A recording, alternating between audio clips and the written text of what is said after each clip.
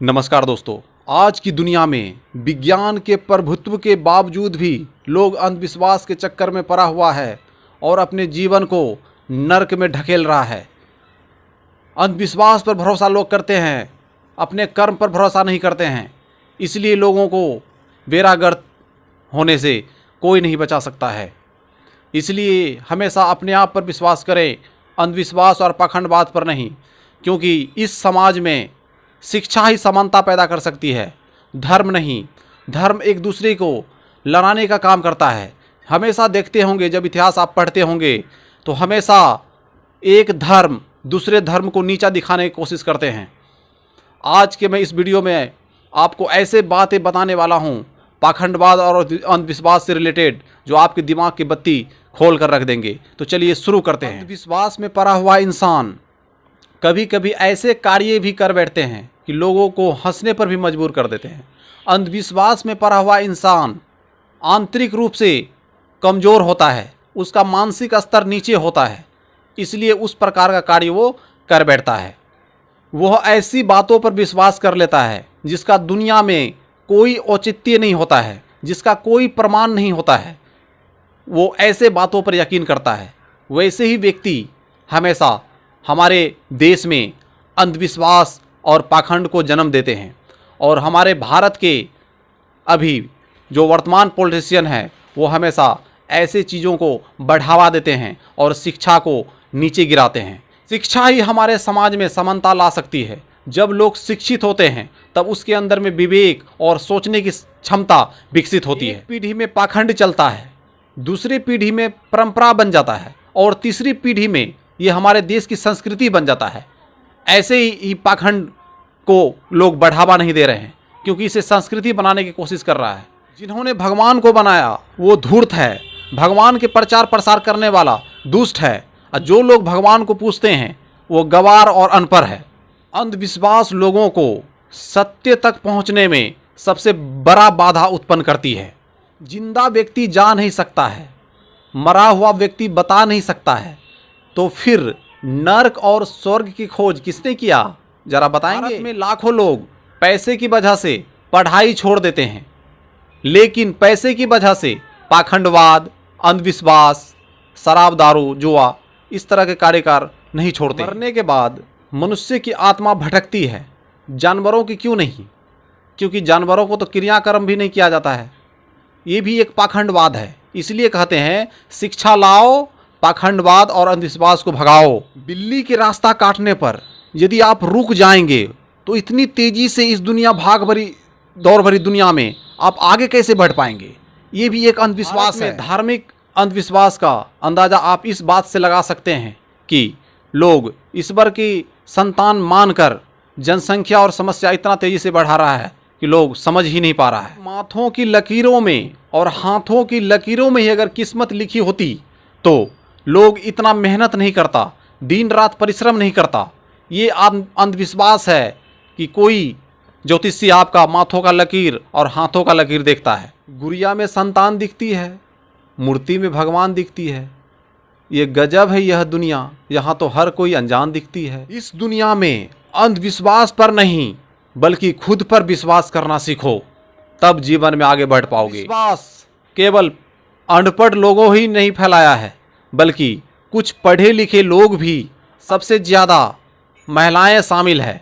इसलिए लड़कियों को शिक्षित होना जरूरी है हमारे समाज में। अगरबत्ती जलाकर घंटा बजाने से अच्छा है कि मोमबत्ती जलाकर कुछ घंटे पढ़ लिया करो, इससे तुमको मुक्ति जरूर मिलेगी। देश में पाखंड और अंधविश्वास को सरकारी संरक्षण प्राप्त हो, वह देश कभी विश्व गुरु बन ही नहीं सकता है। इस देश में स्कूल, कॉलेज, हॉस्पिटल से ज़्यादा मंदिर, मस्जिद दिखाई दे, वह देश भी कभी विश्व गुरु नहीं बन सकता। तक हमें दो पाखंडवाद समझ में नहीं आया कि देवता हमेशा क्लीन वेश और राक्षस हमेशा मूछ वाले ही क्यों होते हैं। इंसान बिना मुहूर्त के जन्म लेता है, बिना मुहूर्त के ही मर जाता है, फिर भी जीवन भर मुहूर्त की खोज ही करते रहता है कि अच्छा मुहूर्त कब मिलेगा, मैं उस मुहूर्त में काम करूंगा। अंधविश्वास से संचालित भय अपना बल खो देता है।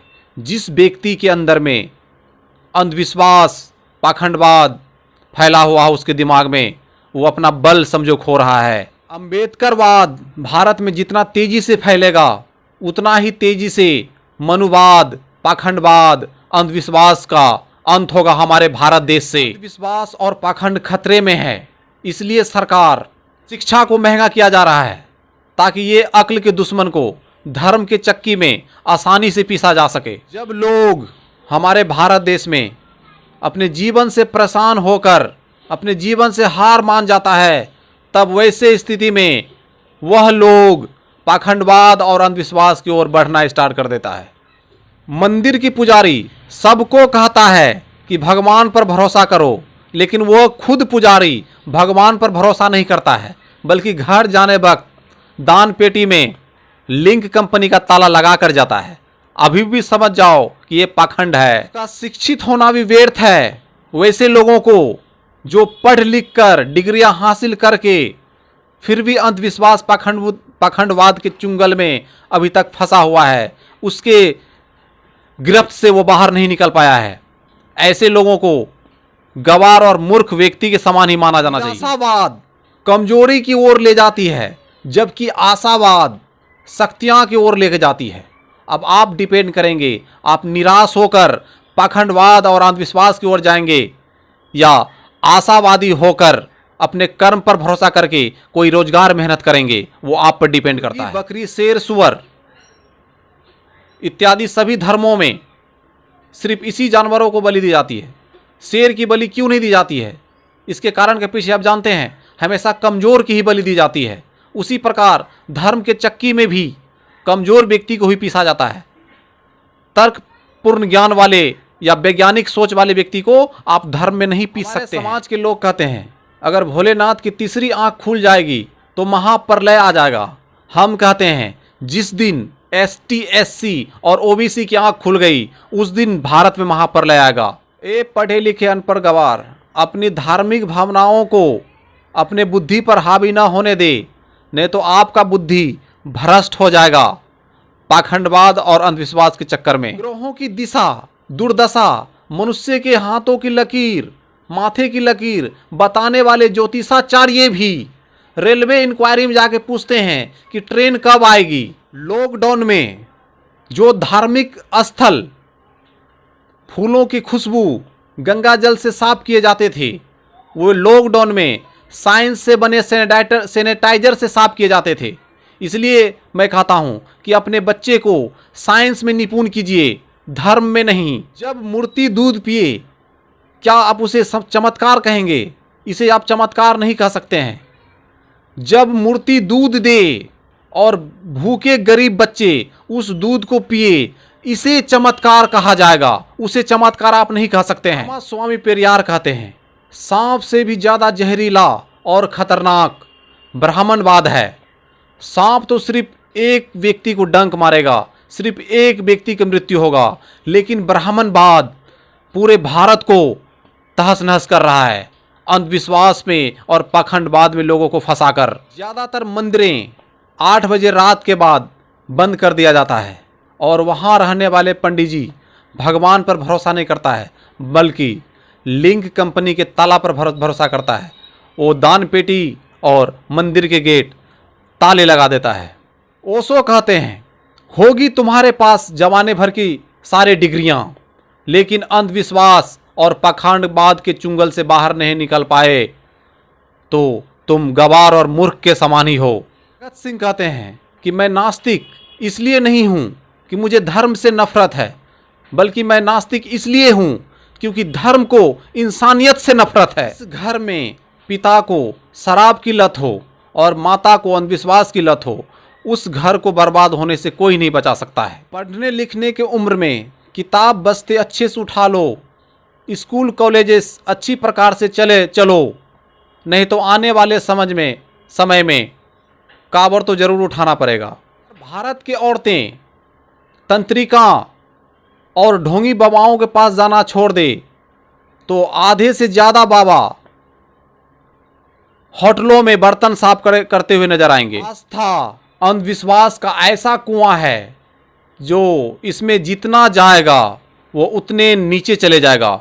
वो फिर कभी ऊपर नहीं आ पाएगा। भीमराव अंबेडकर कहते हैं, यदि पढ़ा लिखा व्यक्ति अपने समाज से अंधविश्वास और पाखंड को खत्म नहीं कर पाया तो उसे पढ़ा लिखा होने का कोई अर्थ ही नहीं है। साहब भीमराव अंबेडकर कहते हैं, ज्ञानी लोग पुस्तकों को पूजते हैं जबकि अज्ञानी मूर्ख चपाट लोग पत्थरों को पूजते हैं। विज्ञान का दिया हुआ बल्ब का उजाला हर घर में चमकता है, लेकिन मनुवादी को दिया हुआ पाखंडवाद और अंधविश्वास अभी भी हमारे समाज में कायम है।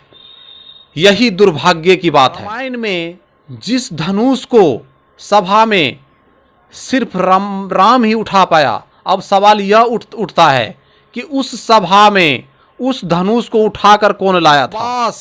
उदय का कारण बनता है जबकि अंधविश्वास पतन का कारण बनता है। अब आप पर डिपेंड करता है, आप विश्वास करेंगे या अंधविश्वास। वीडियो आपको कैसी लगी? यदि अच्छी लगी हो तो लाइक और सब्सक्राइब करें अगर चैनल पर नए हैं तो।